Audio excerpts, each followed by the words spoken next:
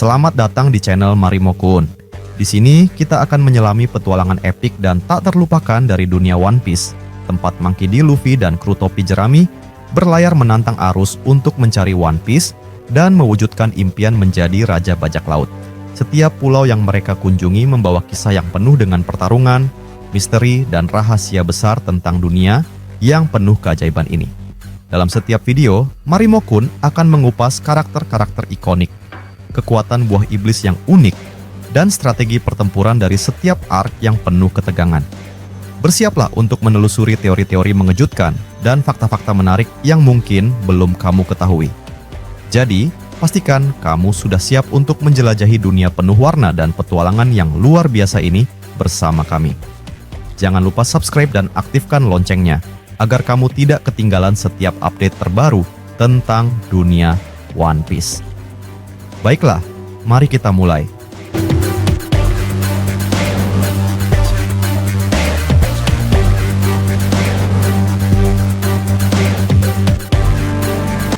Melanjutkan pembahasan di video sebelumnya, kabut hitam menggantung pekat di atas Pulau Hachinosu, seolah alam pun menahan napas menyaksikan pertempuran paling brutal yang pernah terjadi di tanah tersebut.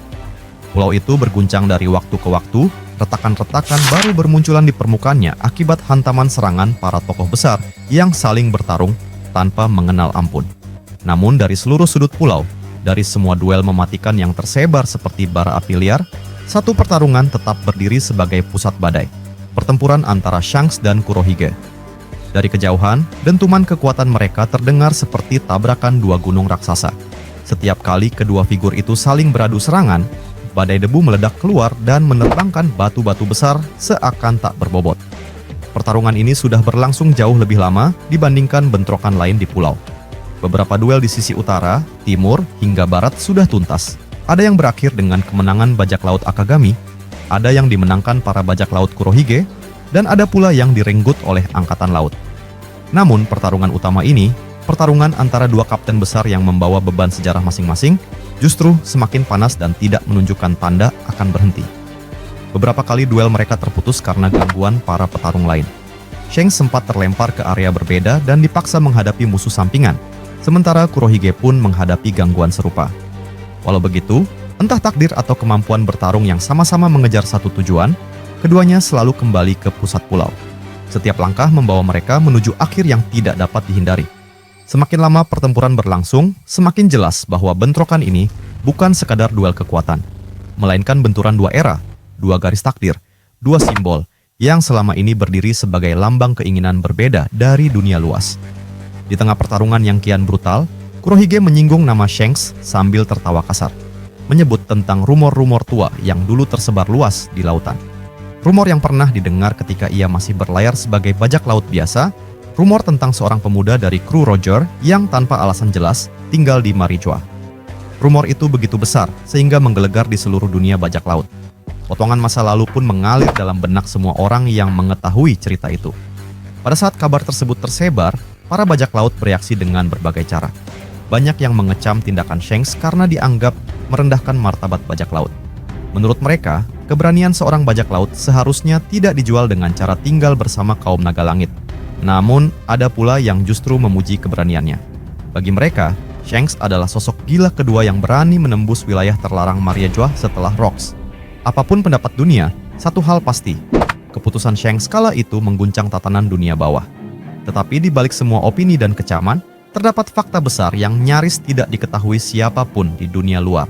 Shanks bukan sekadar pemuda biasa dari kru Roger.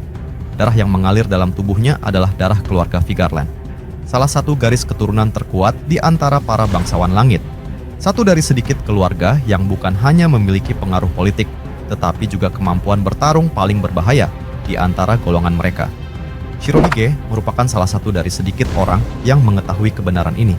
Roger pernah menceritakan latar belakang Shanks dalam sebuah pertemuan ketika hanya sedikit orang yang hadir, ketika embusan angin laut malam menjadi saksi bisu percakapan mereka. Roger menjelaskan bahwa waktunya tidak banyak. Usia dan penyakit menuntutnya bergerak cepat. Shanks, pemuda berbakat yang sudah dilatihnya sejak kecil, telah menguasai sebagian besar teknik yang dimiliki Roger, maupun para petarung berat yang pernah berada di kapal Oro Jackson. Namun perkembangan Shanks tidak boleh terhenti hanya karena Roger perlahan kehilangan detiknya. Keputusan besar pun lahir.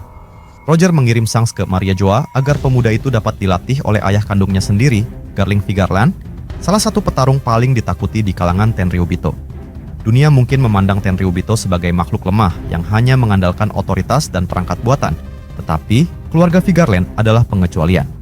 Mereka lahir untuk bertarung dan menguasai medan pertempuran.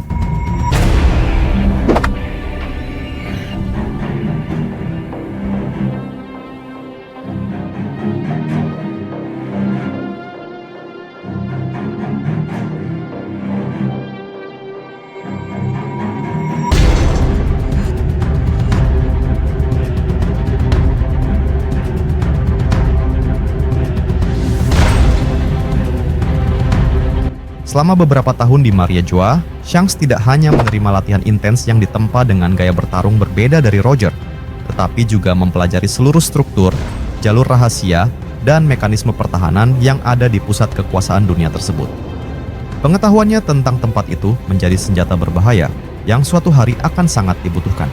Sebab perang besar melawan pemerintah dunia bukan lagi sekadar kemungkinan. Perang itu merupakan keniscayaan yang mendekat dari waktu ke waktu. Kilasan masa lalu perlahan menghilang dan kembali pada pertempuran di Hachinosu.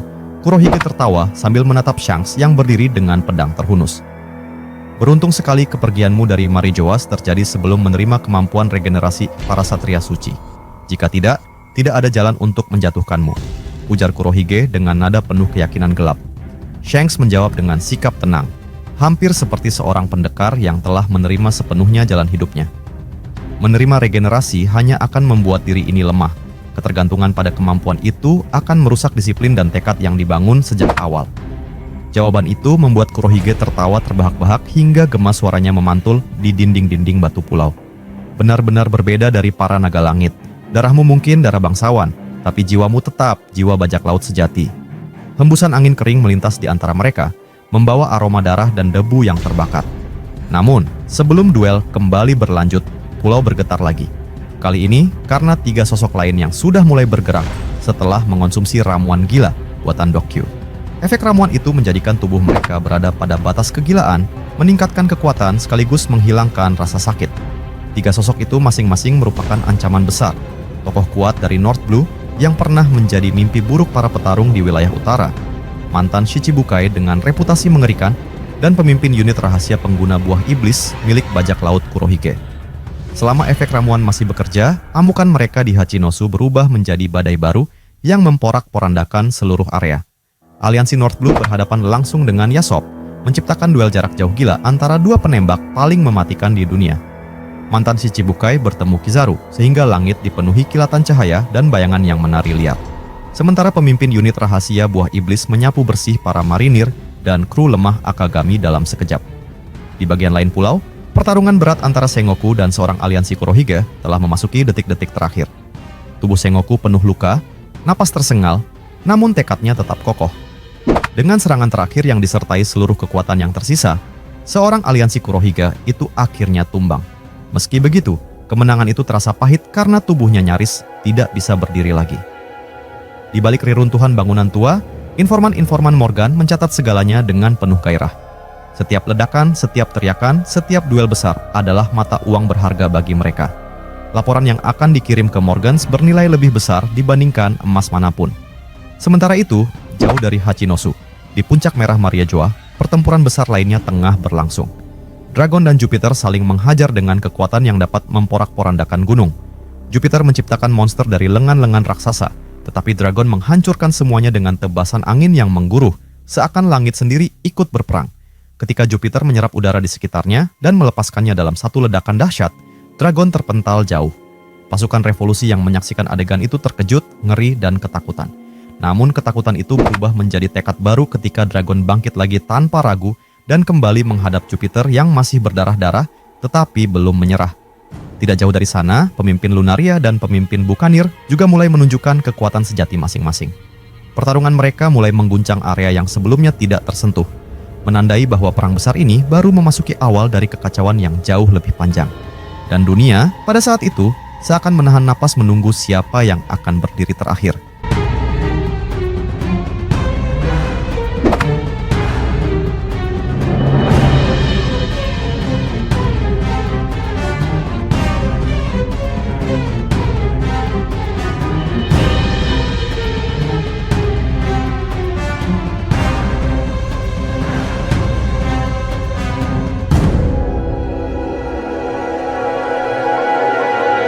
Angin malam bergulung seperti lautan hitam ketika dua sosok dari langit dan darat saling berhadapan dalam duel yang mengguncang seluruh pulau. Pemimpin Lunaria melayang tinggi, sayap hitam bercahaya api biru membelah gelapnya malam. Sementara kesatria suci dari keluarga Ethan Baron berdiri di bawah, kedua kakinya menghentak tanah hingga retakan memanjang puluhan meter. Tanah bergetar setiap kali kesatria suci itu melompat, menggapai langit seolah menantang batas tubuh manusia. Dan katana sucinya menyala seperti serpihan matahari yang dipaksa masuk ke dalam pedang. Ketika dua kekuatan itu bertabrakan, kilatan cahaya melejit ke segala arah, menyambar pohon-pohon raksasa dan membakar udara di sekelilingnya. Udara dipenuhi ledakan kecil, seakan bintang-bintang runtuh satu persatu di sekitar medan tempur. Pemimpin Lunaria mengayun pedang bercahaya hitam kebiruannya, sementara kesatria suci Ethan Baron melawan setiap serangan dengan presisi mematikan. Benturan udara tercipta tiap beberapa detik, menghasilkan gelombang tekanan yang sanggup memutarbalikkan batu sebesar rumah. Pertempuran itu bukan sekadar duel, itu adalah pertunjukan dua legenda yang seharusnya tidak pernah dipertemukan dalam satu garis takdir. Namun malam itu, takdir memaksa keduanya bertembung hingga langit memerah. Di area lain, suara dentuman terus bergema ketika pemimpin Buccaneer menghadapi 4 agen CP0 sekaligus. Rob Lucci, Kaku, Jabra, dan Blueno. Medan perang mereka bagai pabrik kehancuran yang tak berhenti bekerja. Tanah terbelah, dinding batu raksasa terhempas, dan hawa panas naik dari setiap tubrukan. Rob Lucci dan Kaku yang telah memasuki mode awakening tampak seperti monster dalam wujud manusia. Tubuh mereka memantulkan aura gelap tebal. Mata mereka bersinar seperti lampu peringatan akan bencana. Setiap serangan mereka menyisakan jejak kehancuran yang meluas seolah tanah menolak keberadaan kekuatan mereka. Jabra dalam mode hybrid bergerak cepat, menembus udara seperti panah yang dilepaskan tanpa suara. Meskipun tidak berada di level Rob Lucci dan Kaku, Jabra memiliki keganasan yang sulit ditandingi, membuat setiap pergerakan menjadi ancaman. Sementara itu, Blueno membuka pintu-pintu misterius di udara, melompat dari satu celah ke celah lain dengan kecepatan yang sulit dilihat oleh mata manusia biasa. Teknik pintunya kini jauh lebih sempurna, membuatnya bisa bergerak seolah ruang bisa dilipat sesuka hati. Pemimpin Buccaneer menahan serangan mereka dengan kombinasi haki, seni bela diri, dan kekuatan fisik yang memancar dari tubuh yang ditempa pertempuran. Setiap hembusan napas mengeluarkan tekanan yang membuat batu beterbangan dari tanah. Serangan yang dikeluarkan seperti badai yang dipaksa masuk ke dalam tubuh satu orang. Keras, brutal, dan menakutkan. Tubrukan demi tubrukan antara Buccaneer dan pasukan CP0 menciptakan dentuman yang terdengar hingga puluhan kilometer jauhnya, membuat burung-burung raksasa terbang panik dari sarangnya dan langit dipenuhi gemuruh tanpa henti. Di bagian lain pulau itu, pertarungan antara kesatria pedang dewa dan dua pejuang, ras Buccaneer yang telah tumbang dan Koshiro yang tersisa, terus memanas. Setelah Terry Gilteo dikalahkan tanpa ampun, kesatria pedang dewa itu berdiri tegak di tengah puing-puing pertarungan. Dua pedang yang dipegangnya mengeluarkan aura suci yang berkilau seperti cahaya bulan. Seseorang dari ras Buccaneer itu telah jatuh dengan tubuh penuh luka yang tak mampu pulih, membuat Koshiro berdiri sendirian menghadapi ancaman yang terasa mustahil dikalahkan. Kesunyian yang tercipta di antara keduanya begitu menekan. Angin berhenti berhembus, dedaunan berhenti bergerak, bahkan api kecil yang membakar reruntuhan tampak kehilangan nyala sejenak. Seakan seluruh dunia menyadari bahwa bentrokan setelah ini bisa menjadi awal dari perubahan besar di tengah kekacauan yang belum selesai. Di Pulau Karibari, medan jauh berbeda namun sama tegangnya. Seorang marinir yang membawa pesan penting dari Akainu berlari secepat mungkin, ditemani beberapa wakil admiral yang terus membuka jalan dengan tebasan dan tembakan haki. Tanah yang diinjak terasa rapuh, udara panas menyambar kulit, sementara puluhan musuh mencoba menghalangi setiap langkah. Kerjasama di antara para marinir itu luar biasa kuat. Mereka membentuk dinding manusia, memastikan pengantar pesan itu tidak tersentuh walau sedikit pun.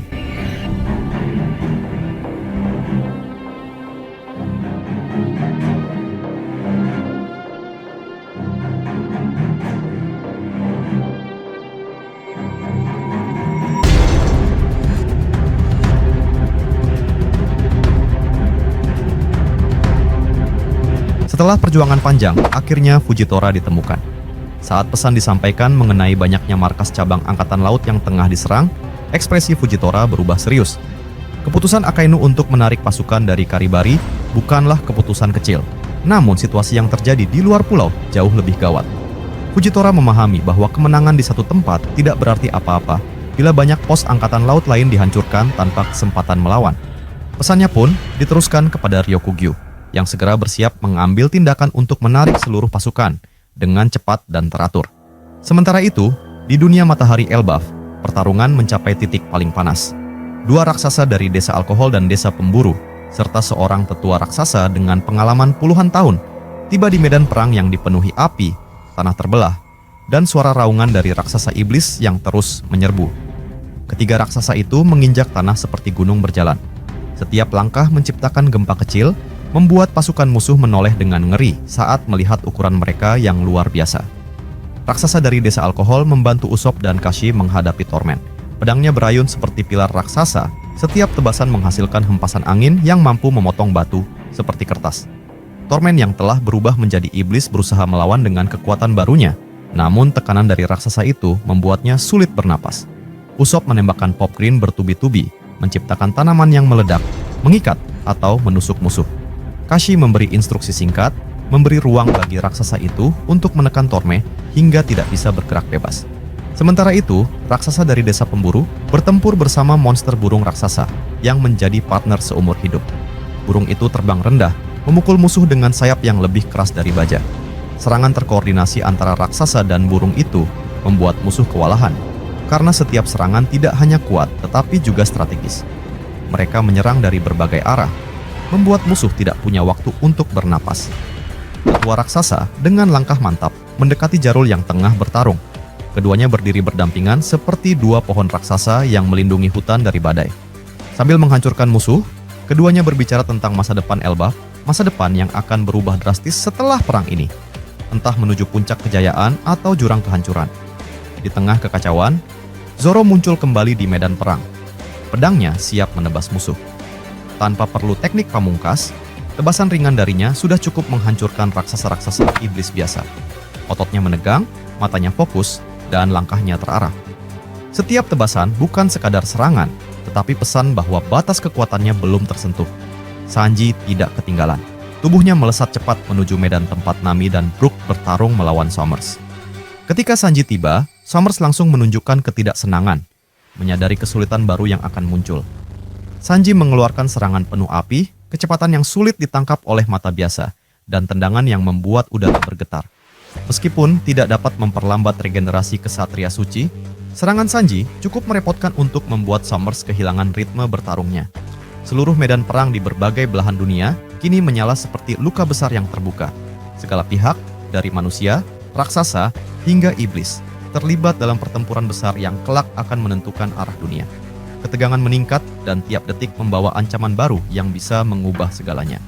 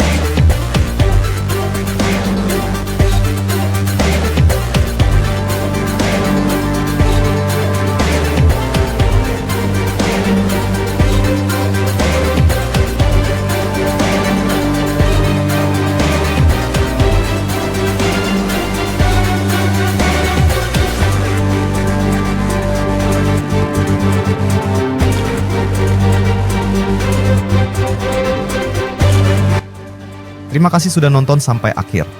Jangan lupa kasih like kalau kalian suka konten ini, share ke teman-teman kalian yang juga suka One Piece, dan tentunya subscribe biar kalian nggak ketinggalan video terbaru dari Marimo Kun.